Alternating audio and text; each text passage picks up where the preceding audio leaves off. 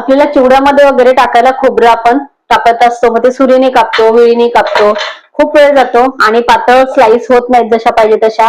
सोपी पद्धत इथे दाखवणार आहे आज.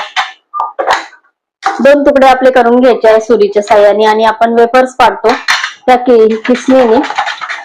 फक्त आपल्याला पातळ स्लाइस काढत चालायचे आहेत. मोठे झाले तरी ते छोट्या तुकडे कसे करायचे ते इथे दाखवते. पटापट आपले अगदी छान पातळ स्लाइस इथे खोबऱ्याच्या तयार होतात. ह्या स्लाइस आपण छोट्या हव्या असल्या तर कैचीने कट करून घ्यायच्या आहेत आणि ह्या अशा पद्धतीचे आपण बघा 2-3 मिनिटांमध्ये माझे एवढं सारं खोबरं पातळ स्लाइस करून झालेलं आहे. खूप वेळ कमी लागतो आणि किचन मध्ये कुठेही गरज पडते, वाटण करायचं असतं त्याही वेळेला आपण जर जाड आपले तुकडे असतील तर मिक्सरला फिरवायला आपला वेळ लागतो, वाटण बारीक व्हायला वेळ लागतो. तर खोबऱ्याचे तुकडे जर या पद्धतीने बारीक छान केले तर कशासाठी आपण उपयोग छान करू